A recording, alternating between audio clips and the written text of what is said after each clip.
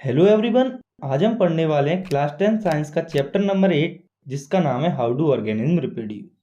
तो ये जो है वो मच अवेटेड चैप्टर है क्लास 10 की साइंस का, क्योंकि इसके अंदर हम अपने आप की और अपने आसपास की चीज़ों की फॉर्मेशन प्रोसेस को समझने वाले हैं और साथ में काफ़ी सारी और भी एडिशनल इन्फॉर्मेशन लेने वाले हैं। और एग्जाम पॉइंट ऑफ व्यू से तो ये काफ़ी इंपॉर्टेंट चैप्टर है ही। तो चलिए स्टार्ट करते हैं और समझते हैं।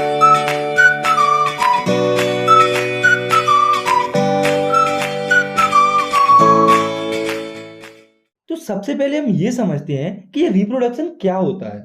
तो the biological process in which organism produce new organism of their own kind.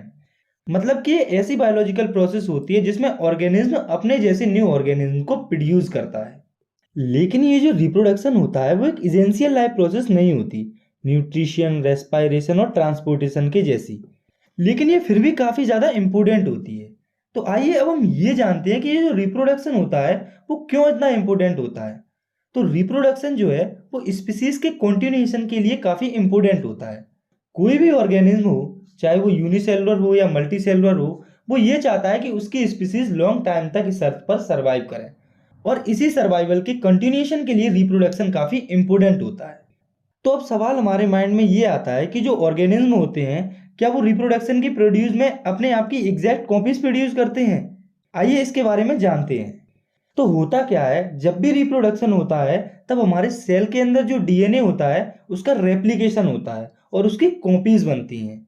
और डीएनए कॉपिंग में एडिशनल सेलुलर अपरेटस भी क्रिएट होते हैं, यानी कि सेल के कुछ और पार्ट्स भी इस प्रोसेस में पार्ट लेते हैं।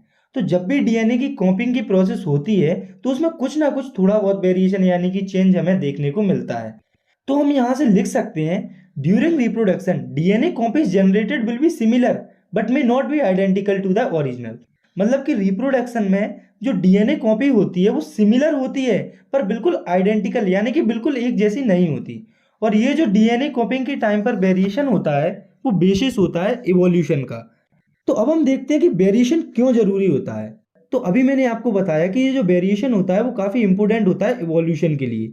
इसे आप ऐसे समझिए कि मान लो कि कोई रिप्रोड्यूसिंग ऑर्गेनिज्म की पर्टिकुलर पॉपुलेशन सूटेड है किसी पर्टिकुलर प्लेस पर रहने के लिए, और अगर उस पर्टिकुलर निच पर कोई ड्रास्टिक चेंज आता है जैसे कि वाटर लेवल में चेंज, टेम्परेचर में चेंज, तो उस चेंज के कारण पूरी की पूरी जो पॉपुलेशन है वो वाइप्ड आउट हो जाएगी यानी कि खत्म हो जाएगी। और अगर उस पर्टिकुलर पॉपुलेशन में कुछ वेरिएशन होंगे तो उस पॉपुलेशन के सर्वाइव करने के कुछ चांसेस होंगे। तो यहाँ से हम कह सकते हैं कि जो वेरिएशन होता है वो यूजफुल होता है किसी भी स्पीसीज के लॉन्ग टर्म सर्वाइवल के लिए। तो अब हम देखते हैं कि जो रिप्रोडक्शन होता है वो कितने टाइप्स का होता है।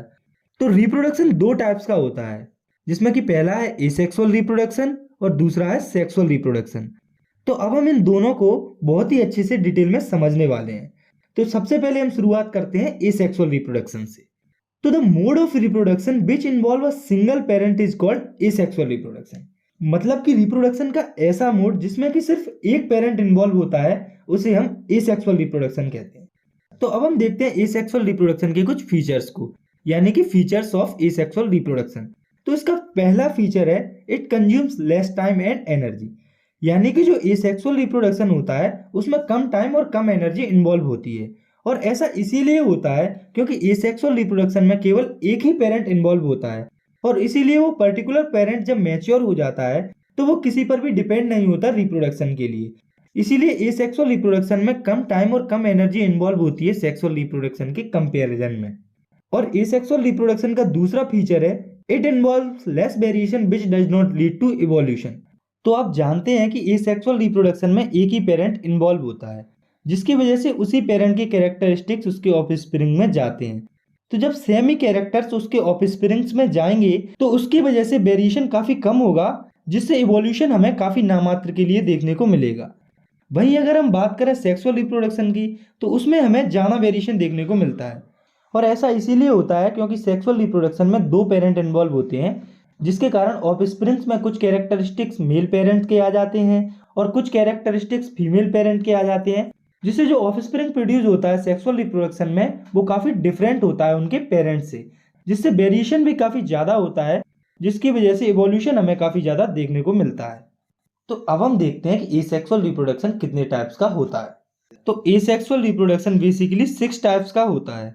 जो कि है fission, budding, spore formation, regeneration, fragmentation and vegetative propagation. तो अब हम एक एक करके एसेक्सुअल रिप्रोडक्शन के सभी पार्ट्स को अच्छे से डिटेल में समझ लेते हैं। तो हम शुरुआत करते हैं फिजन से। तो it can be defined as the splitting of a unicellular organism into 2 और मोर सेपरेट डॉटर सेल्स। मतलब कि किसी भी यूनिसेलुलर ऑर्गेनिज्म का 2 या 2 से ज्यादा सेपरेट सेल्स में डिवाइड होना ही फिजन कहलाता है। और यहाँ पर आपको याद रखना है कि जो फिजन होता है वो हमें केवल यूनिसेलुलर ऑर्गेनिज्म में देखने के लिए मिलता है। मल्टीसेलुलर ऑर्गेनिज्म के केस में हमें फिजन की प्रोसेस देखने को नहीं मिलती है। और ये जो फिजन होता है इसके फर्दर 2 टाइप्स होते हैं, जो कि है बाइनरी फिजन और मल्टीपल फिजन। तो इन्हें हम समझते हैं। When an unicellular organism divides its body into 2 new bodies, then such a fission is called binary fission। यानी कि फिजन की प्रोसेस में कोई भी यूनिसेलुलर ऑर्गेनिज्म जब 2 पार्ट्स में डिवाइड होता है तो उसे हम बाइनरी फिजन कहते हैं। For example amoeba, paramecium, etc. तो अब हम देखते हैं बाइनरी फिजन इन अमीबा। तो ये तो हमने जान लिया कि जो अमीबा होता है वो बाइनरी फिजन की प्रोसेस से रिप्रोडक्शन करता है, लेकिन हमें अब यहाँ ये देखना है कि आखिर ये प्रोसेस होती कैसे है। तो ये है एक पेरेंट अमीबा जो कि एक यूनिसेलुलर ऑर्गेनिज्म है। तो सबसे पहले इस अमीबा का जो न्यूक्लियस है वो इलोंगेट होना शुरू हो जाएगा, यानी कि डिवाइड होना शुरू हो जाएगा। उसके कुछ टाइम बाद ये सेल है उसका न्यूक्लियस और साइटोप्लाज्म डिवाइड हो जाएगा। और जब न्यूक्लियस और साइटोप्लाज्म डिवाइड हो जाएगा तो वो 2 अलग अलग डॉटर सेल्स को फॉर्म कर देगा। तो जब ये डॉटर सेल मैच्योर हो जाएंगी तो वो भी फर्दर इसी प्रोसेस से बाइनरी फिजन की प्रोसेस को कंटिन्यू करेंगी। तो अब हम देखते हैं फिजन के दूसरे टाइप को, जो कि है मल्टीपल फिजन। तो the process in which many daughter cells are produced from the parent cell instead of 2 daughter cells. मतलब कि ऐसी प्रोसेस जिसमें एक पेरेंट 2 से ज्यादा डॉटर सेल्स में डिवाइड हो जाता है उसे हम मल्टीपल फिजन कहते हैं। For example Plasmodium. तो गाइस आपने देखा होगा कि मलेरिया जो है वो हमारी बॉडी में काफी तेजी से फैलता है। तो ऐसा इसीलिए होता है क्योंकि मलेरिया का जो कॉजिंग एजेंट होता है प्लाज्मोडियम, वो हमारी बॉडी में मल्टीपल फिजन की प्रोसेस से डिवाइड हो रहा होता है, जिसकी वजह से प्लाज्मोडियम काफी जल्दी हमारी पूरी बॉडी में फैल जाता है। तो अब हम देखते हैं दूसरे टाइप के एसेक्सुअल रिप्रोडक्शन को, जो कि है बडिंग। तो it is an asexual reproduction method in which an organism develops from a bud of an existing organism. मतलब कि ये एसेक्सुअल रिप्रोडक्शन की ऐसी मेथड होती है जिसमें कि एग्जिस्टिंग ऑर्गेनिज्म से एक बड डेवलप होता है जो कि एक न्यू ऑर्गेनिज्म में ग्रो हो जाता है। इसका एग्जाम्पल है हाइड्रा। तो अब हम ये देखते हैं कि हाइड्रा में बडिंग कैसे होती है। तो मान लो कि ये है हमारा फुली मैच्योर हाइड्रा और इसके किसी पार्ट पर कोई टिनी बम्प अपीयर हो रहा है, तो ये जो पेरेंट हाइड्रा है वो इस बम्प को बड में डेवलप करता है। तो ये जो बड अपीयर हुआ है वो ग्रो करेगा उसी पेरेंट प्लांट पर, और जब ये बड फुली मैच्योर हो जाएगा तो वो ब्रेक हो जाता है और वो इंडिपेंडेंट नया हाइड्रा फॉर्म कर लेता है। तो अब हम देखते हैं तीसरे टाइप के एसेक्सुअल रिप्रोडक्शन को, जो कि है स्पोर फॉर्मेशन। तो it is a form of asexual reproduction in which parent plant produce hundreds of टिनी spores which can grow into new plants. यानी कि ये एक ऐसी मेथड होती है एसेक्सुअल रिप्रोडक्शन की जिसमें पेरेंट प्लांट सैकड़ों छोटे छोटे टिनी स्पोर्स को प्रोड्यूस करता है जो कि नए प्लांट्स में ग्रो हो सकते हैं। और ये जो प्रोसेस होती है वो सिर्फ नॉन फ्लावरिंग प्लांट जैसे कि फंगी, राइजोपस और बैक्टीरिया में ही देखने को मिलती है। तो अब हम देखते हैं स्पोर फॉर्मेशन इन राइजोपस। तो ये आप डायग्राम देख रहे हैं वो है फुली मैच्योर राइजोपस। इसमें आपको ये थ्रेड लाइक स्ट्रक्चर दिख रहे हैं वो है हाइपे। तो ये जो है वो नॉन रिप्रोडक्टिव पार्ट होता है जो कि रिप्रोडक्शन में पार्ट नहीं लेता है। और इन सभी हाइपेस के ऊपर जो ब्लॉक्स बने हुए हैं इन्हें हम कलेक्टिवली स्पोरेंजिया बोलते हैं। और इन ब्लॉक्स के अंदर जो छोटे छोटे रिप्रोडक्टिव सेल प्रेजेंट हैं इन्हें स्पोर्स कहा जाता है। और ये जो ब्लॉब है या स्पोरेंजिया है वो स्पोर्स को प्रोटेक्ट करता है कंप्लीटली मैच्योर होने तक। और जब ये स्पोर्स कंप्लीटली मैच्योर हो जाते हैं तो ये स्पोरेंजिया है वो बर्स्ट हो जाता है, यानी कि फट जाता है, और इसके अंदर जो स्पोर्स होते हैं वो बाहर आ जाते हैं और वो विंड के कारण अलग अलग डायरेक्शन में डिस्पर्स हो जाते हैं। और अगर इन स्पोर्स को फेवरेबल कंडीशन मिलती है तो वो नए राइजोपस में फॉर्म हो जाते हैं। तो अब हम ये देखते हैं कि जो स्पोर फॉर्मेशन की प्रोसेस होती है उसके क्या क्या एडवांटेज होते हैं। तो इसका पहला एडवांटेज है कि large number of spores are produced in one sporangium which lead to production of more number of offsprings. यानी कि स्पोर फॉर्मेशन की प्रोसेस में एक बार में काफी ज्यादा स्पोर्स प्रोड्यूस होते हैं जिससे ज्यादा से ज्यादा ऑफस्प्रिंग से प्रोड्यूस होने के चांसेस होते हैं। और इसका दूसरा एडवांटेज है spores are distributed easily by air to far of places to avoid competition at one place. यानी कि जो स्पोर्स होते हैं वो एयर के द्वारा अलग अलग प्लेसेस पर डिस्ट्रीब्यूट हो जाते हैं, जिससे कि एक जगह पर कंपटीशन कम हो जाता है जगह के लिए। और इसका तीसरा एडवांटेज है, spores are covered by thick walls to prevent them from unfavourable condition. यानी कि जो स्पोर्स होते हैं वो थिक बॉल से कवर्ड होते हैं, जो कि उसे अनफेवरेबल कंडीशन से प्रिवेंट करती है। तो अब हम देखते हैं एसेक्सुअल रिप्रोडक्शन के अगले पार्ट को, जो कि है फ्रेगमेंटेशन। तो it is the form of asexual reproduction in which an organism breaks down into several fragments. It occurs only in the case of multicellular organism. It does not occur in unicellular organism. मतलब कि ये asexual reproduction की ऐसी form होती है जिसमें कोई multicellular organism काफ़ी सारे फ्रेगमेंट्स में डिवाइड हो जाता है, और ये जो प्रोसेस है वो सिर्फ हमें मल्टीसेलुलर ऑर्गेनिज्म के केस में ही देखने को मिलती है। यूनिसेलुलर ऑर्गेनिज्म में ये प्रोसेस नहीं होती है। फॉर एग्जाम्पल स्पाइरोगारा, आपने देखा होगा कि किसी तालाब के ऊपर पूरी एल्गी की एक लेयर बन जाती है। तो ये जो लेयर होती है वो कई पार्ट्स या फ्रेगमेंट्स में डिवाइड हो जाती है। तो जो पार्ट डिवाइड हो जाता है वो एक नया पार्ट डेवलप कर लेता है। तो अब हम देखते हैं एसेक्सुअल रिप्रोडक्शन के अगले पार्ट को, जो कि है regeneration. It is a form of asexual reproduction where the organism is capable of regrowing certain parts of this body loses them. मतलब कि ये एसेक्सुअल रिप्रोडक्शन का ऐसा टाइप होता है जिसमें कि ऑर्गेनिज्म के सर्टेन पार्ट्स में कैपेसिटी होती है उन पार्ट्स को रीग्रो करने के लिए जब वो उन्हें लूज कर देते हैं। For example Planaria, starfish, etc. तो आपको ये याद रखना है कि ऑर्गेनिज्म के हर पार्ट में रीजनरेट होने की एबिलिटी नहीं होती। जिन सेल्स में रीजनरेशन की एबिलिटी होती है वो ही दोबारा रीग्रो हो सकते हैं। तो अब हम समझते हैं एसेक्सुअल रिप्रोडक्शन के अगले पार्ट को, जो कि है वेजिटेटिव प्रोपगेशन। तो it is the process of formation of a new plant from detached vegetative parts such as roots, stem and leaves. तो ये जो है वो ऐसा एसेक्सुअल रिप्रोडक्शन होता है जिसमें कि प्लांट के डिटैच्ड वेजिटेटिव पार्ट से नया प्लांट फॉर्म हो जाता है।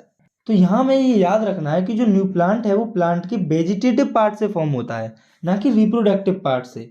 तो अगर हम वेजिटेटिव पार्ट की बात करें तो वो हो जाएंगे रूट, स्टेम, लीव्स, ईटीसी। और प्लांट का रिप्रोडक्टिव पार्ट होता है फ्लावर। तो अभी हम सिर्फ वेजिटेटिव पार्ट से न्यू प्लांट की फॉर्मेशन को समझेंगे, और रिप्रोडक्टिव पार्ट से प्लांट की फॉर्मेशन को हम सेक्सुअल रिप्रोडक्शन में समझेंगे। तो वेजिटेटिव प्रोपगेशन की जो प्रोसेस होती है उसे दो पार्ट्स में डिवाइड किया गया है, जो कि है नेचुरल और आर्टिफिशियल। तो नेचुरल वेजिटेटिव प्रोपगेशन में सब कुछ अपने आप हो जाता है, इसमें ह्यूमंस को अपनी तरफ से एफर्ट्स नहीं लगाने पड़ते हैं।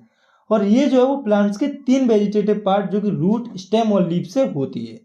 तो अगर हम बात करें रूट से वेजिटेटिव प्रोपगेशन की, तो वो हमें देखने को मिलती है स्वीट पोटैटो में। तो स्वीट पोटैटो में जो मॉडिफाइड रूट होती हैं वो नए स्वीट पोटैटो के प्लांट में डेवलप हो जाती हैं। तो अगर हम देखें वेजिटेटिव प्रोपगेशन स्टेम में, तो वो हमें देखने को मिलती है पोटैटो में। तो पोटैटो खुद एक स्टेम होता है, और आपने देखा होगा कि जब हम पोटैटो को थोड़े समय के लिए रख देते हैं तो उसमें से छोटे छोटे प्लांट लाइक स्ट्रक्चर डेवलप हो जाते हैं, जिससे कि नया प्लांट फॉर्म हो जाता है। और अगर हम बात करें वेजिटेटिव प्रोपगेशन लीव्स के द्वारा, तो वो हमें ब्रायोफाइलम के अंदर देखने को मिलता है। तो जो ब्रायोफाइलम होता है उसकी लीव से ही पूरा का पूरा प्लांट फॉर्म हो जाता है। तो अब हम देखते हैं दूसरे टाइप के वेजिटेटिव प्रोपगेशन को, जो कि है आर्टिफिशियल वेजिटेटिव प्रोपगेशन। तो आर्टिफिशियल वेजिटेटिव प्रोपगेशन के अंदर हमें अपनी तरफ से कुछ एफर्ट्स लगाने पड़ते हैं, और आर्टिफिशियल वेजिटेटिव प्रोपगेशन तीन मेथड से किया जाता है, जो कि है कटिंग, ग्राफ्टिंग एंड लेयरिंग। तो अब हम इन तीनों को अच्छे से समझते हैं। तो शुरुआत करते हैं कटिंग से। तो इस प्रोसेस में प्लांट के स्टेम को कट कर लिया जाता है और उसे फेवरेबल कंडीशन देके न्यू प्लांट में ग्रो किया जाता है। फॉर एग्जाम्पल रोज, यानी कि गुलाब। तो जो रोज होता है, अगर आप उसकी स्टेम को कट कर देते हैं और उसे फेवरेबल कंडीशन देके लगा देते हैं तो वो न्यू रोज प्लांट में ग्रो हो जाता है। तो अब हम देखते हैं दूसरे टाइप के आर्टिफिशियल प्रोपगेशन को, जो कि है ग्राफ्टिंग। तो इसमें क्या है, दो डिजायरेबल प्लांट को कट किया जाता है और उन्हें ज्वाइन कर दिया जाता है, फिर उन्हें ग्रो किया जाता है एज अ सिंगल प्लांट। तो यहाँ पर याद रखने वाली बात यह है कि हम कोई भी दो प्लांट्स को कट करके नहीं जोड़ सकते, हम केवल क्लोजली रिलेटेड स्पीसीज को ही आपस में कट करके जोड़ सकते हैं। और इस प्रोसेस में हम प्लांट को कुछ ऐसे कट करते हैं कि वो आपस में ओवरलैप हो जाए और अच्छे से ज्वाइन हो जाए, और हम जो कटेड पार्ट होता है प्लांट का उसे अच्छे से बांध देते हैं, या कहें कवर कर देते हैं। तो ग्राफ्टिंग की प्रोसेस में जो ऊपर वाला कटेड पार्ट होता है उसे सायन बोलते हैं, और दूसरे प्लांट का जो रूटेड पार्ट है उसे स्टाक कहा जाता है। इसके एग्जाम्पल को हम देखें तो वो हो जाएंगे मैंगो, रोज, ईटीसी। तो अब हम देखते हैं तीसरे टाइप के आर्टिफिशियल प्रोपोगेशन को, जो कि है लेयरिंग। तो इसके अंदर प्लांट की एक ब्रांच को ग्राउंड की तरफ पुल किया जाता है और उसके कुछ पार्ट को सॉइल से कवर किया जाता है और ब्रांच की जो टिप होती है उसे ग्राउंड से ऊपर रखा जाता है। तो जब ऐसा किया जाता है तो ब्रांच का जो पार्ट ग्राउंड में दबा हुआ रहता है वहां से न्यू रूट डेवलप होना स्टार्ट हो जाती हैं।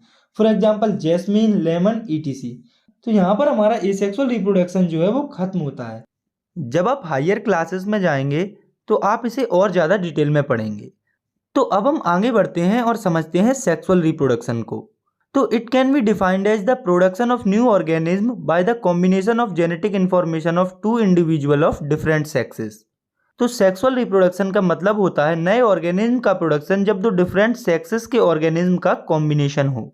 और दो डिफरेंट सेक्सेस का मतलब यहाँ मेल और फीमेल से है। तो जब मेल इंडिविजुअल के गैमेट और फीमेल इंडिविजुअल के गैमेट एक साथ फ्यूज होते हैं तब एक नया इंडिविजुअल फॉर्म होता है। तो अब हम देखते हैं इंपोर्टेंस ऑफ सेक्सुअल रिप्रोडक्शन, यानी कि सेक्सुअल रिप्रोडक्शन क्यों जरूरी होता है। तो आपने अभी कुछ टाइम पहले देखा था कि जो वेरिएशन होता है वो काफ़ी इंपॉर्टेंट होता है किसी भी स्पीसीज के लॉन्ग टर्म सर्वाइवल के लिए। और हम जानते हैं कि सेक्सुअल रिप्रोडक्शन में दो पेरेंट इन्वॉल्व होते हैं। तो जब दो पेरेंट रिप्रोडक्शन में इन्वॉल्व होंगे तो जो वेरिएशन है वो काफ़ी ज़्यादा होगा, जिसकी वजह से स्पीसीज लंबे समय तक सर्वाइव करेंगी और साथ ही साथ जो इवोल्यूशन है वो भी काफ़ी ज़्यादा होगा। तो यहाँ से हम लिख सकते हैं since sexual reproduction produce more variation as compare to asexual reproduction which lead to more evolution and variation. तो अब हम देखते हैं डिफिकल्टीज इन सेक्सुअल रिप्रोडक्शन, यानी कि सेक्सुअल रिप्रोडक्शन में क्या क्या प्रॉब्लम्स आती हैं। तो जैसा कि हम जानते हैं कि रिप्रोडक्शन की प्रोसेस में डीएनए की कॉपी बनती है, लेकिन मेजर प्रॉब्लम यहाँ ये आती है कि सेक्सुअल रिप्रोडक्शन में दो पेरेंट इन्वॉल्व होते हैं और जब दोनों पेरेंट का डीएनए कॉपी होगा तो डीएनए डबल हो जाएगा। तो इस प्रोसेस को ओवरकम करने के लिए ऑर्गेनिज्म के पास स्पेशलाइज्ड सेल्स होते हैं जिन्हें जर्म सेल्स कहा जाता है। तो जो जर्म सेल होते हैं उन्हें सेक्स सेल्स, गैमीट्स या रिप्रोडक्टिव सेल्स भी कहा जाता है। तो अगर कहीं पर भी आपको इन चारों टर्म्स में से कोई भी टर्म सुनने को मिलता है तो आपको ये याद रखना है कि यहाँ पर जर्म सेल्स की ही बात हो रही है। तो इन जर्म सेल के अंदर हाफ क्रोमोसोम यानी कि हाफ डीएनए होता है। तो जब दो ऑर्गेनिज्म के जर्म सेल्स आपस में मिलते हैं तो दोनों के आधे आधे क्रोमोसोम्स फ्यूज हो जाते हैं और एक नया इंडिविजुअल फॉर्म हो जाता है।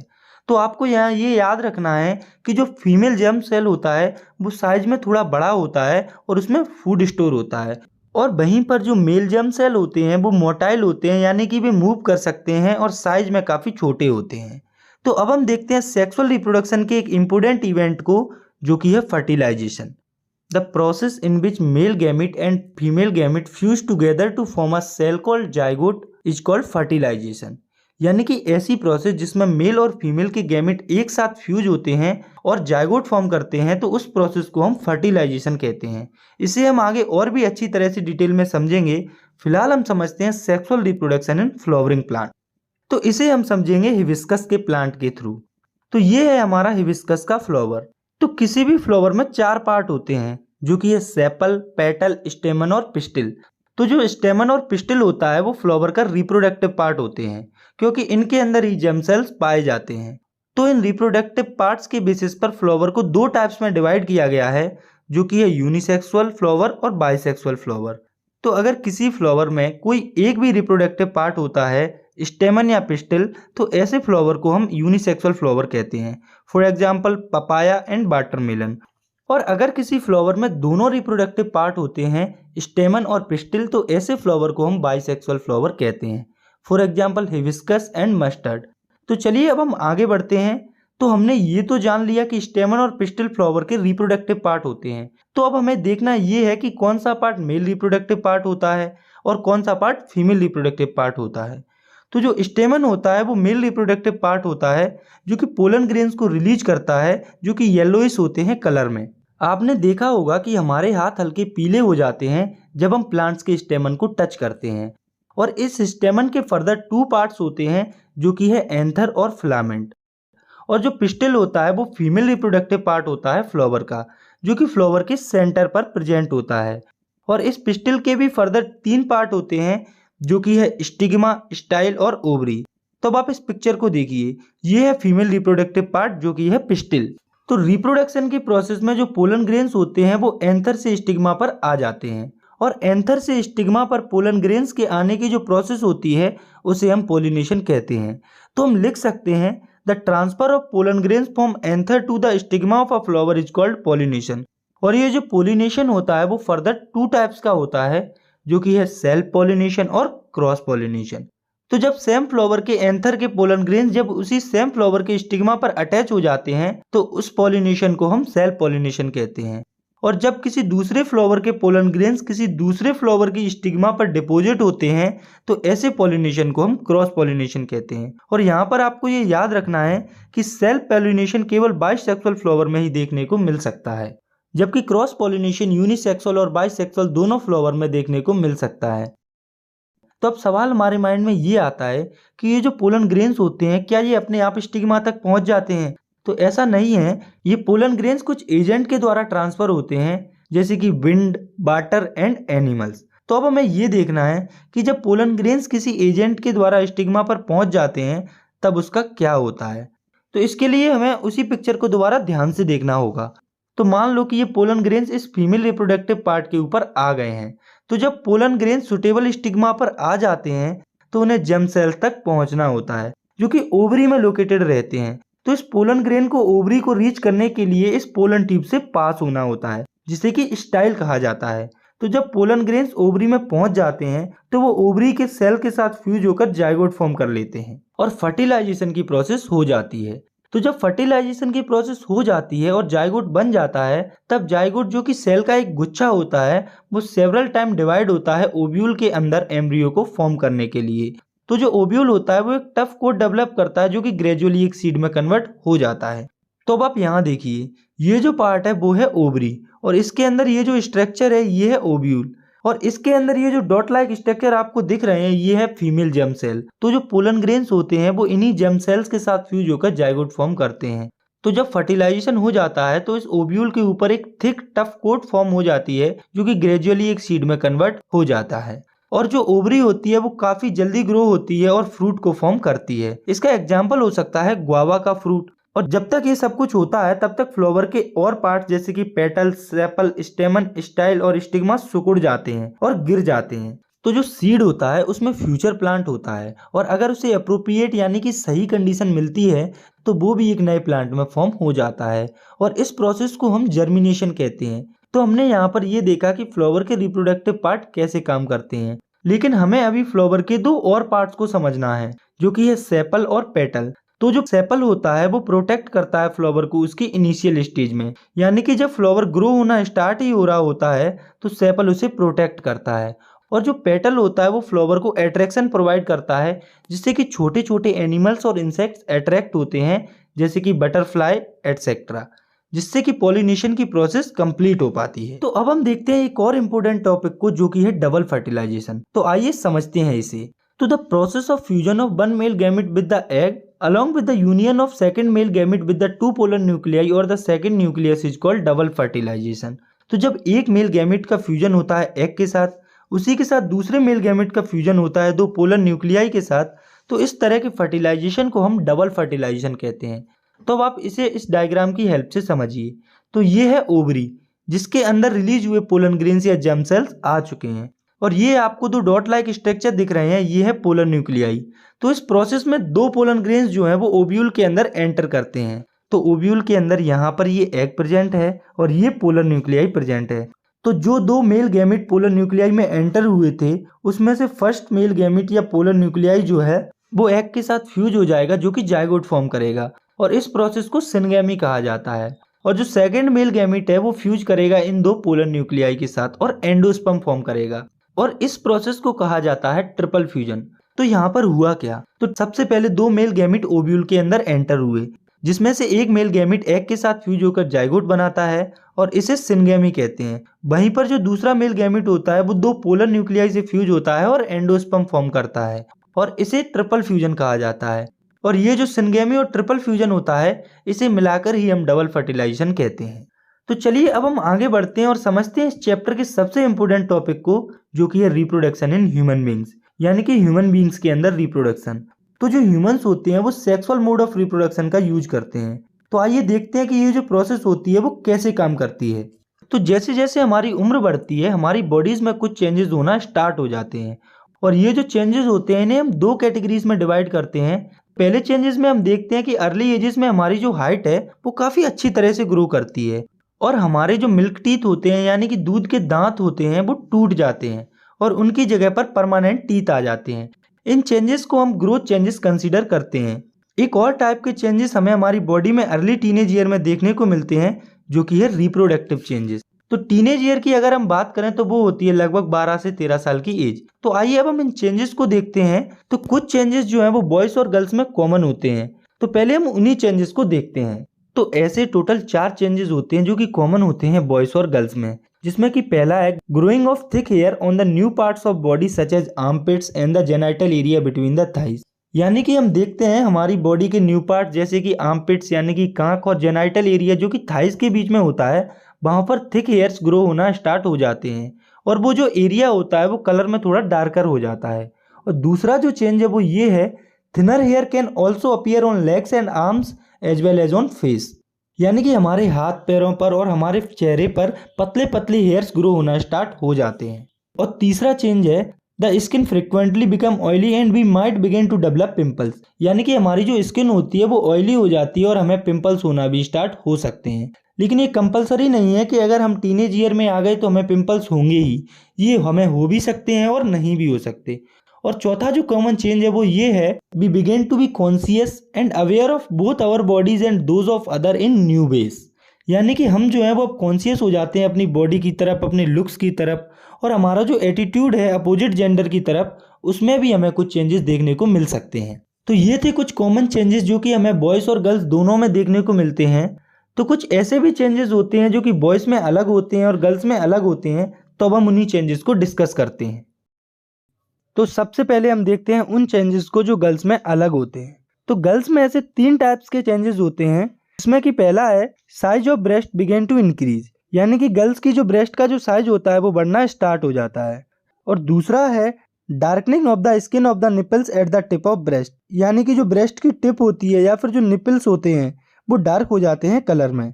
और तीसरा और सबसे इम्पोर्टेंट जो चेंज है गर्ल्स में वो ये है girls begins to menstruate around this time. यानी कि गर्ल्स जो हैं उनमें मेंस्ट्रुअल साइकिल स्टार्ट हो जाती है, जिसे कि नॉर्मल लैंग्वेज में पीरियड्स भी कहा जाता है। और अगर हम बात करें बॉयज़ की तो उनमें भी कुछ अलग से चेंजेस होते हैं, जिसमें कि पहला है thick hair growth on face. यानी कि बॉयज़ के फेस पर थिक हेयर ग्रो होना स्टार्ट हो जाते हैं, जिसे हम बियर्ड भी कहते हैं। और दूसरा जो चेंज है वो है boys begin to crack and become heavy. यानी कि बॉयज़ की आवाज़ जो है वो भारी हो जाती है। और तीसरा जो इम्पोर्टेंट चेंज है वो ये है कि size of penis begins to increase and become enlarge and individual become capable of reproduction. यानी कि पेनिस का जो साइज है वो बढ़ने लगता है और वो बड़ा हो जाता है और जो इंडिविजुअल होता है वो कैपेबल हो जाता है रिप्रोडक्शन की प्रोसेस के लिए। तो ये चेंजेस आपने जो देखे जो कि बॉयज़ और गर्ल्स दोनों में हो रहे थे, इनके 3 फीचर्स होते हैं, जिसमें कि पहला है all these changes take place slowly. यानी कि ये सभी चेंजेस जो अभी आपने पढ़े हैं वो काफ़ी स्लोली होते हैं। जैसे कि जब हमें दाढ़ी आना स्टार्ट होती है तो क्या पूरी दाढ़ी एक दिन में ही आ जाती है, या फिर जब हमारा पेनिस इनलार्ज होना शुरू करता है तो क्या वो एक दिन में ही बड़ा हो जाता है? तो ऐसा नहीं होता है, ये प्रोसेस स्लोली होती है। वहीं अगर हम बात करें गर्ल्स की तो उनमें भी ये चेंजेस धीरे ही होते हैं। जैसे कि उनके ब्रेस्ट का जो साइज है वो धीरे ही बढ़ता है। ऐसा नहीं है कि एक दिन में ही ब्रेस्ट का जो साइज है वो बढ़ जाता है। तो हम कह सकते हैं कि जो रिप्रोडक्टिव चेंजेस होते हैं वो काफ़ी धीरे होते हैं। और इन चेंजेस का दूसरा फीचर है this do not happen in all at same time. यानी कि ये चेंजेस सब में एक साथ नहीं होते हैं। मान लो कि 2 इंडिविजुअल हैं सेम एज के, तो ऐसा जरूरी नहीं है कि उन दोनों में ये चेंजेस एक साथ ही होंगे। हो सकता है कोई इंडिविजुअल पहले रिप्रोडक्टिवली मैच्योर हो जाए और कोई बाद में मैच्योर हो। तो ये जो चेंजेस होते हैं वो इंडिविजुअल टू इंडिविजुअल वेरी कर सकते हैं, किसी में जल्दी हो सकते हैं, किसी में थोड़े समय बाद हो सकते हैं। और अगर हम बात करें तीसरे फीचर की तो वो ये है all these changes are expect of the sexual maturation of the body. यानी कि अगर ये चेंजेस बॉयज़ या गर्ल्स में हो रहे हैं तो ये एक इंडिकेशन होता है कि आपकी बॉडी सेक्सुअली मैच्योर हो चुकी है। तो आपने नोटिस किया होगा कि अर्ली एज में हमारी जो बॉडी है वो काफ़ी जल्दी ग्रो होना स्टार्ट होती है, लेकिन जब टीनेज ईयर आ जाती है तो हमारी बॉडी के जो रिप्रोडक्टिव सेल्स होते हैं वो एक्टिव हो जाते हैं और इसी कंडीशन को हम प्यूबर्टी कहते हैं। तो हम सिंपली लिख सकते हैं the time in life when a boy और girl become sexually mature is called puberty. यानी कि ऐसा टाइम जब बॉयज और गर्ल्स सेक्सुअली मैच्योर हो जाते हैं तो उसे हम प्यूबर्टी कहते हैं। और इसका जो टाइम होता है 10 to 14 year for girls and 12 to 16 year for boys. यानी कि गर्ल्स जो है वो 10 से 14 साल के बीच में प्यूबर्टी की कंडीशन में पहुंच जाती हैं और बॉयज जो है वो 12 से 16 साल के बीच में प्यूबर्टी की कंडीशन में पहुंचते हैं। तो यहाँ से हमें एक बात पता चलती है कि गर्ल्स जो है वो बॉयज से थोड़ी जल्दी रिप्रोडक्टिवली मैच्योर हो जाती हैं। तो हम जानते हैं कि सेक्सुअल रिप्रोडक्शन में दो अपोजिट सेक्स के इंडिविजुअल के जर्म सेल आपस में फ्यूज हो जाते हैं। तो ये जो जर्म सेल्स होते हैं वो दो तरीकों से आपस में फ्यूज हो सकते हैं, जिसमें कि पहला है external release of germ cell from the bodies of individual. यानी कि इस प्रोसेस में जो इंडिविजुअल होते हैं वो अपने जर्म सेल्स को एक्सटर्नली रिलीज कर देते हैं, जैसा कि फ्लावर के केस में होता है। और दूसरा तरीका है internal transfer of germ cell. तो इस तरीके में जो दोनों इंडिविजुअल होते हैं वो एक दूसरे की बॉडीज को ज्वाइन करते हैं, जिससे कि जर्म सेल्स का इंटरनली ट्रांसफर होता है। और जो इंटरनल ट्रांसफर है वो केवल मेटिंग की प्रोसेस के दौरान ही पॉसिबल होता है। तो अब सवाल ये आ रहा होगा हमारे माइंड में कि मेटिंग क्या होता है। तो मेटिंग को हम लिख सकते हैं, it is the pairing of opposite sex individual for the purpose of reproduction. यानी कि ये एक प्रोसेस होती है जिसमें कि अपोजिट सेक्सेस के इंडिविजुअल मिलते हैं अपने सेक्सुअल रिप्रोडक्शन के पर्पज को पूरा करने के लिए। तो अब आप देखिए कि यदि रियलिटी में मैटिंग की प्रोसेस को सक्सेसफुल होना है या फिर जर्म सेल का एक्चुअल में ट्रांसफर होना है तो दोनों अपोजिट सेक्स इंडिविजुअल पर स्पेशलाइज्ड ऑर्गन्स होने चाहिए। जैसे कि मेल इंडिविजुअल में पेनिस हेल्दी होना चाहिए और इरेक्ट होना चाहिए। वहीं पर अगर हम बात करें फीमेल इंडिविजुअल की, तो जैसे कि मेमल्स होते हैं उनका बेबी मदर की बॉडी में रहता है लंबे समय तक और बेबी के बॉर्न होने के बाद भी उसे मिल्क फीड कराना पड़ता है। तो मैटिंग के या सेक्सुअल रिप्रोडक्शन के सक्सेसफुल होने के लिए मेल के पेनिस का हेल्दी होना जरूरी है और फीमेल के रिप्रोडक्टिव ऑर्गन और ब्रेस्ट का मैच्योर होना भी काफी जरूरी है। तो आइए नजर डालते हैं सेक्सुअल रिप्रोडक्शन में इन्वॉल्व सिस्टम पर। तो आप ये याद रखें कि यहाँ हम केवल ह्यूमंस की ही बात कर रहे हैं। तो सबसे पहले हम समझते हैं मेल रिप्रोडक्टिव सिस्टम को। तो ये है मेल रिप्रोडक्टिव सिस्टम जो कि अलग अलग पार्ट से मिलकर बना हुआ है। तो हम शुरुआत करते हैं टेस्टिस से। तो जो टेस्टिस होते हैं वो प्राइमरी रिप्रोडक्टिव ऑर्गन्स होते हैं मेल्स में, जो कि पेयर में पाए जाते हैं। यानी कि ह्यूमन बींग्स में दो टेस्टिस होते हैं और ये जो है वो एब्डोमिनल कैविटी के बाहर लोकेटेड रहते हैं। तो अब हम देखते हैं कि ये जो टेस्टिस होती हैं इनके क्या क्या फंक्शंस होते हैं। तो इनका पहला फंक्शन होता है these are responsible for the production of sperm. यानी कि स्पर्म्स के प्रोडक्शन के लिए यही रिस्पॉन्सिबल होते हैं। और इनका दूसरा फंक्शन है they secrete testosterone which regulate the formation of sperm and also responsible for the change in appearance at the time of puberty. तो ये जो है वो एक हार्मोन को सीक्रेट करते हैं जो कि ये टेस्टोस्टेरोन जो कि स्पर्म्स के फॉर्मेशन को रेगुलेट करता है। और ये ही हार्मोन रिस्पॉन्सिबल होता है चेंजेस के लिए जो कि बॉयज की बॉडी में आते हैं प्यूबर्टी के टाइम पर। यानी कि प्यूबर्टी के टाइम पर बॉयज की बॉडी में जो भी चेंजेस आते हैं वो सब इसी टेस्टोस्टेरोन हार्मोन के कारण आते हैं। और क्या क्या चेंजेस आते हैं ये हम पहले ही डिस्कस कर चुके हैं। और इसका तीसरा फंक्शन है they start producing sperm when the body hits puberty. यानी कि ये जो है वो स्पर्म्स को प्रोड्यूस करना स्टार्ट कर देते हैं जैसे ही बॉडी प्यूबर्टी को हिट करती है। तो आप देखिए कि पहले तो टेस्टिस स्पर्म्स के प्रोडक्शन को रेगुलेट करते हैं, उसके बाद टेस्टोस्टेरोन को रिलीज करते हैं जिससे कि प्यूबर्टी आती है। और जब प्यूबर्टी आ जाती है तो ये ही स्पर्म्स को प्रोड्यूस भी करने लगते हैं। तो इनके इन्हीं फंक्शंस के लिए इन्हें primary reproductive organs in males भी कहा जाता है। तो अब हम देखते हैं मेल रिप्रोडक्टिव सिस्टम के दूसरे पार्ट को जो कि है स्क्रोटम। तो जो स्क्रोटम और टेस्टिस होती हैं वो आपस में लिंक्ड होते हैं। जो टेस्टिस होती हैं वो एक ब्राउन सैक में लाई करते हैं जिसे कि स्क्रोटम कहा जाता है और ये जो है वो एब्डोमिनल कैविटी के बाहर लोकेटेड रहता है। और ये टेस्टिस और स्क्रोटम एब्डोमिनल कैविटी के बाहर इसीलिए लोकेटेड रहते हैं क्योंकि स्पर्म प्रोडक्शन के लिए हमारी बॉडी टेम्परेचर से लोअर टेम्परेचर की जरूरत पड़ती है जो कि स्क्रोटम उन्हें प्रोवाइड करता है। इसके बाद मेल रिप्रोडक्टिव सिस्टम का अगला पार्ट है पास डिफरेंस। तो जो स्पर्म टेस्टिस में प्रोड्यूस होते हैं वो बास डिफरेंस के द्वारा ही यूरेथ्रा तक कैरी किए जाते हैं। और ये जो है वो एक लॉन्ग डक्ट होता है, इसीलिए इसे स्पर्म डक्ट या डक्ट डिफरेंस भी कहा जाता है। इसके बाद है यूरेथ्रा। तो ये जो है वो कॉमन पैसेज होता है यूरिन और स्पर्म्स के लिए। तो यूरिन और स्पर्म इसी कॉमन पैसेज से पास होते हैं। मुझे ऐसा लगता है कि हमसे यहाँ कुछ छूट गया है। तो अब आप सोचिए कि हमसे क्या छूट गया है, या फिर रहने दीजिए मैं ही बता देता हूँ कि हमसे छूट गया है प्रोस्टेट ग्लैंड या सेमिनल वेसिकल। तो आइए देखते हैं क्या होता है ये। तो ये जो है वो एक मिल्की फ्लूइड सीक्रेट करते हैं जो कि स्पर्म्स की मोबिलिटी को बढ़ाते हैं, यानी कि उन्हें मूव करने में हेल्प करते हैं। और ये स्पर्म्स को नरिशमेंट भी प्रोवाइड करते हैं। और जब स्पर्म्स इस मिल्की फ्लूइड में मिक्स हो जाता है तो उस मिक्सचर को हम सीमन कहते हैं। तो अब हम ये देखते हैं कि हम इतने टाइम से स्पम्स की बात कर रहे हैं कि आखिर ये स्पम दिखता कैसा है। तो स्पम जो है वो कुछ ऐसा दिखता है। इसके आगे वाले पार्ट को हम हेड कहते हैं और ये वाला जो मिडिल वाला पार्ट है इसे मिडिल पीस कहा जाता है और इसके लास्ट वाले पार्ट को टेल कहा जाता है। तो अब हम एक बार दोबारा से मेल रिप्रोडक्टिव सिस्टम को अच्छे से देख लेते हैं। तो सबसे पहले ये है टेस्टिस। तो इनमें जो है वो स्पर्म का प्रोडक्शन होता है और ये है ब्राउन सैक स्क्रोटम जो कि लोअर टेम्परेचर प्रोवाइड करवाता है स्पर्म की फॉर्मेशन के लिए। और जब स्पर्म मैच्योर हो जाता है तो वो एपिडाइडिमिस के थ्रू वास्ट डिफरेंस में पहुंच जाता है। तो शायद ये मैंने आपको पहले नहीं बताया था, तो आपको ये याद रखना है कि स्पर्म मैच्योर होने के बाद एपिडाइडिमिस के थ्रू ही वास्ट डिफरेंस में पहुंचते हैं। और जब स्पर्म्स वास्ट डिफरेंस में पहुंच जाते हैं उसके बाद वास्ट डिफरेंस उन्हें यूरेथ्रा तक ले जाती है। यूरेथ्रा जो कि एक कॉमन पैसेज होता है यूरिन और स्पर्म्स के लिए। तो यहाँ पर आपको एक इम्पोर्टेंट बात याद रखनी है, वो ये है कि the sperms and urine can not discharge together. यानी कि जो यूरिन और स्पर्म्स होते हैं वो कभी एक साथ डिस्चार्ज नहीं हो सकते। यदि यूरिन डिस्चार्ज हो रही है तब स्पर्म डिस्चार्ज नहीं हो सकता और अगर स्पर्म डिस्चार्ज हो रहे हैं तब यूरिन डिस्चार्ज नहीं हो सकती। तो अब हम बात करते हैं फीमेल रिप्रोडक्टिव सिस्टम की। तो फीमेल रिप्रोडक्टिव सिस्टम कुछ ऐसा दिखता है और इसमें ये जो आपको ओवल शेप्ड स्ट्रक्चर दिख रही है वो है ओवरी जो कि पेयर में प्रेजेंट होती है। और ये जो स्ट्रक्चर आपको दिख रही है ये है फेलोपियन ट्यूब जिसे कि ओविडक्ट भी कहा जाता है और ये है यूटेरस। इसके बाद जो स्ट्रक्चर है वो है सर्विक्स और ये है वेजाइना।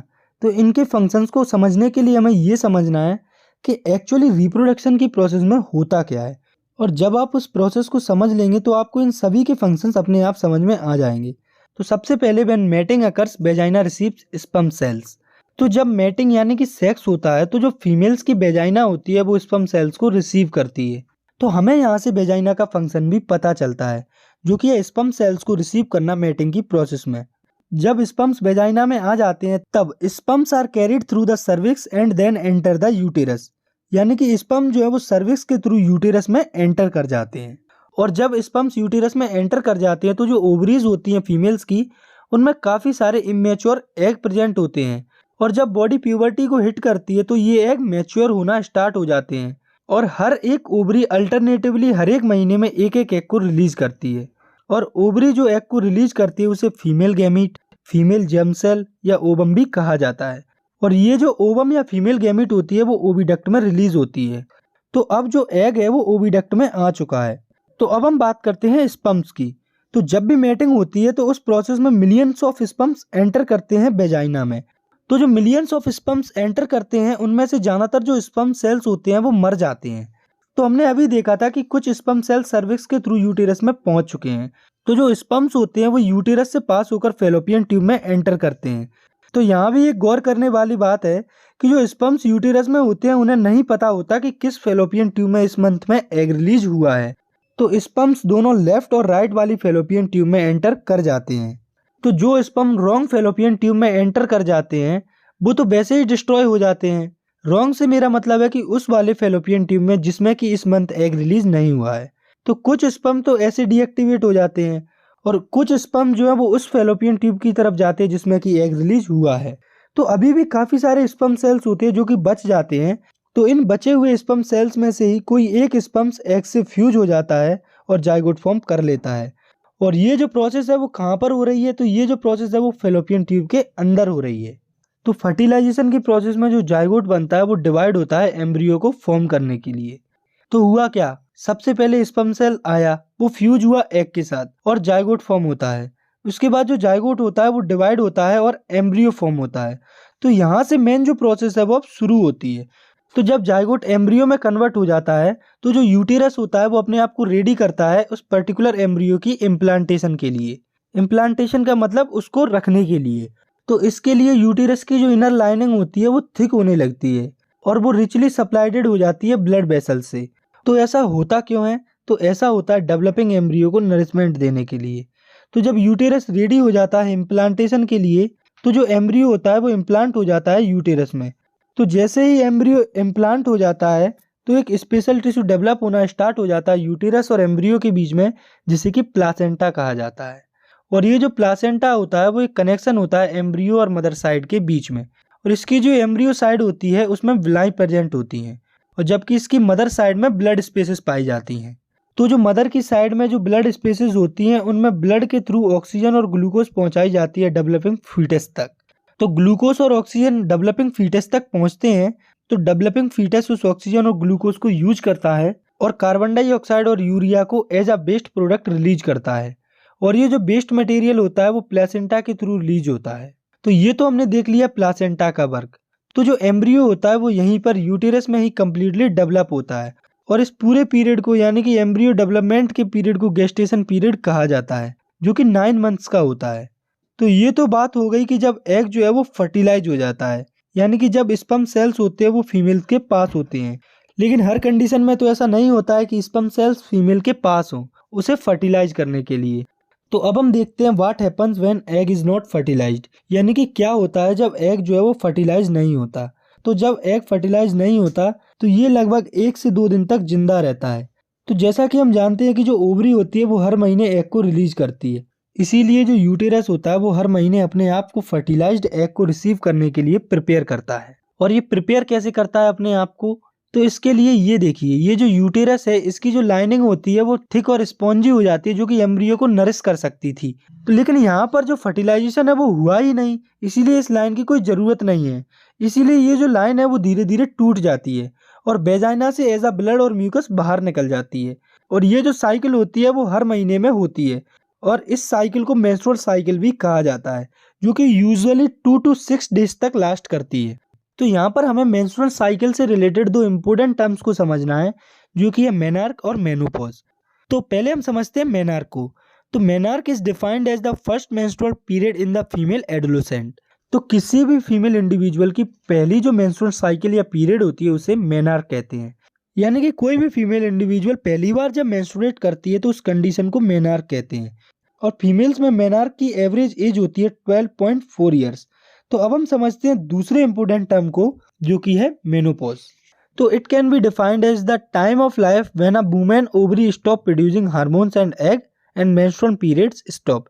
यानी कि ये जो है वो एक कंडीशन होती है जब फीमेल की ओवरीज एग और हार्मोन प्रोड्यूस करना बंद कर दे और मेंस्ट्रुअल साइकिल होना परमानेंटली बंद हो जाए। और ये जो है वो यूजुअली 45 to 50 ईयर्स में होता है फीमेल्स में।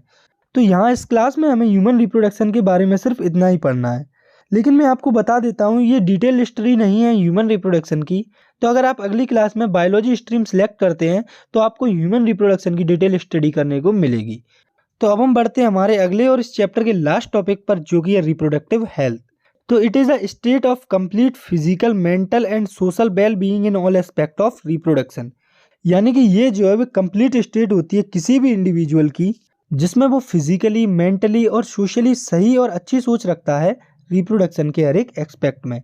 यानी कि किसी भी इंडिविजुअल पर किसी भी प्रकार का प्रेशर नहीं होना चाहिए, दोनों इंडिविजुअल की सहमति होना चाहिए रिप्रोडक्शन की प्रोसेस के लिए। और हर एक इंडिविजुअल के लिए कुछ इंपॉर्टेंट नॉलेज है जो कि उन्हें होने चाहिए रिप्रोडक्शन के एक्सपेक्ट में। तो उसी नॉलेज को देखते हुए सबसे पहले हम बात करते हैं एसटीडीज की, यानी कि सेक्सुअली ट्रांसमिटेड डिसीज की। तो ये बे डिसीजेज होती हैं जो कि सेक्सुअल इंटरकोर्स के टाइम पर एक इन्फेक्टेड पर्सन से दूसरे पर्सन में ट्रांसमिट हो सकती हैं। तो यहाँ पर हमें इनके 2 टाइप्स के एग्जाम्पल को देखना है, जिसमें कि पहला है बैक्टीरियल एसटीडी और दूसरी है वायरल एसटीडी।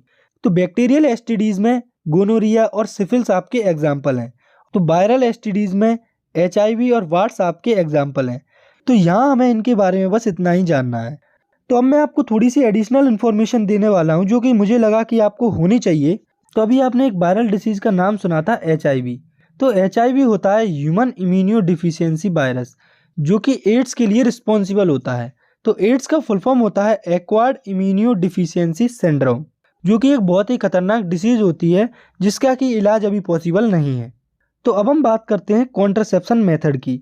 तो any approach that are used to prevent the conception of unwanted pregnancy refers to contraception. तो कोई भी अप्रोच जो कि अनवांटेड प्रेगनेंसी को रोकने के लिए यूज की जाती है उन्हें हम कॉन्ट्रासेप्शन कहते हैं। तो इसे आप ऐसे समझिए कि मान लो कि कोई कपल है और उसे कुछ टाइम के लिए प्रेगनेंसी को अवॉइड करना है, या फिर उनका पहले कोई चाइल्ड है और अभी कुछ टाइम तक उन्हें प्रेगनेंसी को अवॉइड करना है। तो ऐसी कंडीशन में कॉन्ट्रासेप्शन मेथड काम आती हैं। और ये जो कॉन्ट्रासेप्शन मेथड्स होते हैं इनके भी कुछ टाइप्स होते हैं, जैसे कि बैरियर मेथड्स, केमिकल मेथड और सर्जिकल मेथड। तो पहले हम देखते हैं बैरियर मेथड्स को। तो बैरियर मेथड में किसी भी फिजिकल डिवाइस के द्वारा स्पर्म्स की एंट्री को ब्लॉक किया जाता है फीमेल जेनाइटल ट्रैक्ट में जाने से। For example condoms, diaphragms, cervical cap ETC। तो ये कुछ बैरियर मेथड्स के एग्जाम्पल हैं। इसके बाद है केमिकल मेथड्स। तो इन मेथड्स में बॉडी के हार्मोन्स को केमिकली अल्टर किया जाता है पिल्स की हेल्प से, जो कि फीमेल बॉडी में एग के मैच्योरेशन या फर्टिलाइजेशन को प्रिवेंट करती है। फॉर एग्जाम्पल ओरल्स और वेजाइनल पिल्स। तो होता क्या है, ये जो पिल्स होती हैं वो बॉडी के हार्मोन्स में चेंज कर देती हैं, जिससे वो अनसुटेबल हो जाती हैं एग के फर्टिलाइजेशन के लिए। और ये जो पिल्स होती हैं इनके हमें कुछ साइड इफेक्ट्स भी देखने को मिल सकते हैं। इसके बाद आते हैं IUCDs, जिसका फुल फॉर्म होता है इंट्रा यूटेराइन कॉन्ट्रासेप्टिव डिवाइस। तो इन डिवाइसेस को यूटेरस में इम्प्लांट किया जाता है प्रेगनेंसी को अवॉइड करने के लिए। For example copper T. तो जो कॉपर टी होती है उसे यूटेरस में इम्प्लांट किया जाता है, जो कि स्पर्म्स की मोटिलिटी को रिड्यूस करता है और प्रेगनेंसी को अवॉइड करता है। तो अब हम देखते हैं तीसरे टाइप के कॉन्ट्रासेप्टिव मेथड को, जो कि है सर्जिकल मेथड। तो ये जो मेथड होती है वो सबसे हाईली इफेक्टिव कॉन्ट्रासेप्टिव मेथड होती है, और इसका यूज तब किया जाता है जब कपल्स को जिन्हें रिक्वायर्ड चिल्ड्रन चाहिए थे वो उन्हें मिल चुके हैं और अब उस कपल को फर्दर चिल्ड्रन की जरूरत नहीं है। तो ये जो है वो दो टाइप्स की होती है, जो कि है बेसेक्टोमी और ट्यूबेक्टोमी। तो पहले हम समझते हैं बेसेक्टोमी को। तो बेसेक्टोमी की जो प्रोसेस होती है वो सिर्फ मेल्स में ही होती है, जिसमें कि मेल के बास डिफरेंस को ब्लॉक किया जाता है स्पर्म ट्रांसफर को प्रिवेंट करने के लिए। तो आप जानते हैं कि स्पर्म जो है वो बास डिफरेंस के थ्रू ट्रांसफर होता है। तो बेसेक्टोमी की प्रोसेस में इस बास डिफरेंस को ही ब्लॉक कर दिया जाता है, जिससे कि स्पर्म्स का ट्रांसफर नहीं हो पाता है। और अब हम बात करते हैं ट्यूबेक्टोमी की। तो ये जो प्रोसेस है वो सिर्फ फीमेल्स में ही पॉसिबल होती है। इस प्रोसेस में जो फीमेल्स की फेलोपियन ट्यूब होती है उसे ब्लॉक कर दिया जाता है, जो कि एग के ट्रांसफर को प्रिवेंट करती है। तो मान लीजिए कि अगर कोई कपल है और उन्हें परमानेंटली प्रेगनेंसी को प्रिवेंट करना है, तो इसके लिए या तो मेल बेसेक्टोमी करा ले या फिर फीमेल जो है वो ट्यूबेक्टोमी करा ले। तो ये जो सर्जिकल मेथड होती है वो सबसे ज़्यादा हाईली इफेक्टिव होती है, लेकिन इसकी जो रिवर्सिबिलिटी होती है उसके बहुत ही ज़्यादा कम चांसेस होते हैं, कि यानी कि एक बार ट्यूबेक्टोमी या बेसेक्टोमी हो जाती है तो इसके रिवर्स होने के चांसेस बहुत ही कम हो जाते हैं। तो अब हम इस चैप्टर के कुछ इंपॉर्टेंट डायग्राम्स की लिस्ट को देख लेते हैं, जो कि आपको प्रिपेयर करने हैं अपने एग्जाम्स के लिए। तो इस चैप्टर में 4 इंपॉर्टेंट डायग्राम है जो कि आपको प्रिपेयर करने हैं, जिसमें कि पहला है फ्लावर का लॉन्गिट्यूडिनल सेक्शन, और दूसरा है पोलन का जर्मिनेशन स्टिग्मा पर, और तीसरा है मेल रिप्रोडक्टिव सिस्टम, और चौथा है फीमेल रिप्रोडक्टिव सिस्टम। तो ये जो चारों डायग्राम है वो आपको अच्छे से प्रिपेयर करने हैं। तो इसी के साथ हमारा ये जो चैप्टर है वो खत्म होता है। आई होप आपको ये वीडियो पसंद आई होगी। अगर आपको ये वीडियो पसंद आई है तो आप इस वीडियो को लाइक कर सकते हैं, और अगर आप चाहें तो इस चैनल को सब्सक्राइब भी कर सकते हैं।